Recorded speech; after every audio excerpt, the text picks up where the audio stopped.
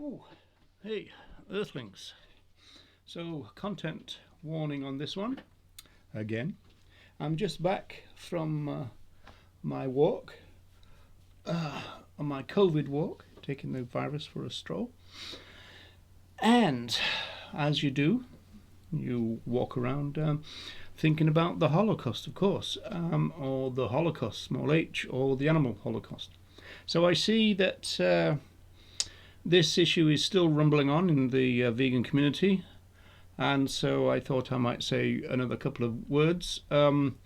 Interesting, just as an aside in a way, there is a very prominent vegan activist who is championing the idea of using the H word, and was bragging for a good week that they were going to be in a big online magazine because by talking this language it means that they can get the message, the vegan message out there, get the animal rights message out there, and if they'd just used normal language like mass killing and that, they wouldn't have been able to do it. Now, of course, the article is a bit of a disaster, and the guy's had his fingers burnt. And, you know, this is not what I mainly want to say on this one, but, you know, vegan spokespersons have got to realize it's not just about them saying their truth. It's about the fact that we're teachers, we're communicators, we're seed planters. So that means you've got to have some nous, some savvy about your audience. It can't just be that you just say it because what you're saying is true. That doesn't necessarily cut it. We have to be a bit more subtle than that, a bit more nuanced than just saying the truth. Everybody will have their ears pinned back and everything will be hunky-dory because everybody will hear the truth, and then within seconds they go vegan. The world, sadly, is not like that, and we have to take into account the audience. It's called recipient design. We have to fashion our talk with the audience in mind. Okay, Holocaust. Now, the weirdest thing at the moment seems to be that you've still got a lot of people claiming that they want to use this word. This is a magical word. It's gonna crack the code. It's gonna do its job. It's gonna get out there. It's gonna tell the truth. It's gonna be what really is going on, and why shouldn't the animals have this word as well? Now, bizarrely, the same people, or some of the same people, are arguing that this word is not even adequate anyway, because the animal Holocaust is much, much, much, much bigger. The amount of other animals being killed is much, much, much bigger than any human Holocaust you can think of, and so therefore the word Holocaust doesn't crack it anyway. Doesn't do its job. It's inadequate. So they've been arguing for 2 weeks for a word that they now say is not much good in the first place. So what's going on there? Which is quite interesting. So, you know, it seems to me that what they're aiming for is something like, wanted to say something like, look, you know, the rate that we kill other animals is so huge, so mind-blowingly huge, that if we were to apply that to humans, because it's much, much bigger than any example of human killing that there is, if we applied the rate that we kill non-humans to humans, then the human race would be over in about 17 days. So I think that's the stat. It's something like that. Correct me if I'm wrong. Now, that seems to me to be a pretty, you know, meaningful statement. I think if you say that to people, you know, that if we kill ourselves, or if we were killed at the rate that we kill other animals, our species would be finished in less than 2 weeks, or just over 2 weeks.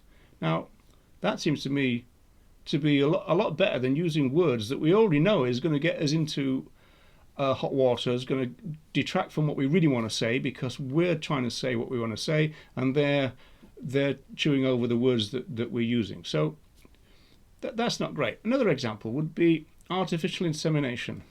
In Ireland, they used to call it the man with a bull in the bottle.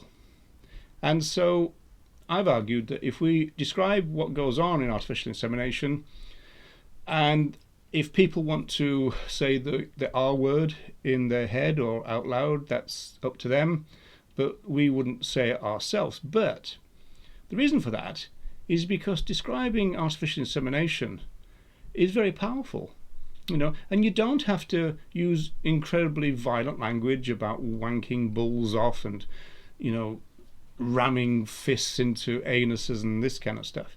You just have to describe the process. One of the things that is I found in street work really meaningful, and it kind of gets people really thinking, is say, well, in artificial insemination, there are such things as teaser bulls. There are some bulls who are called teaser bulls, and those bulls are strapped to the floor or tied to the floor or to a wall, and then the smell of a female is placed on their rump, and that means that the donor bull then will mount the teaser bull. The reason that they do that is because the bulls now in artificial insemination are so huge that these bulls cannot mount a cow, a female cow, because her hips would break. You tell that to somebody and they go, wow, all that so I can have a pint of milk? Wow, And then you can describe the process. You could even have, and there's numerous of these, you can even have some of the industry literature which show you the thing and say, well, this is artificial insemination. This is the dairy industry document. That's much better than saying rape, because you're explaining the process. You don't have to be too graphic. You can show them some pictures if you want. You can even point them towards some industry videos. There is a video in Ireland actually, which we loaded up years ago. I'll put the link down below, and that's really interesting. If you can get people to watch that, that's going to be a lot better than saying rape a few times, because the journalist is being juvenile, the people who are involved with the artificial insemination are being juvenile, and it's just a complete shit show. They're talking about the bulls having a jump and all this kind of stuff, and really kind of juvenile language. That in itself is a real expose of the values of these people who are using and abusing these cows and these bulls. Much better than just using a word like rape. So again, we're back to this situation.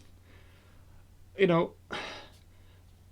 you really saying now, the Holocaust people, are you really saying now that you still want to fight and argue and complain that this word cannot be used, which is not even true in the first place? Who's going to stop you? And now you're saying it's no good anyway. Make your minds up. Okay, Earthlings, I'll see you again. Bye for now.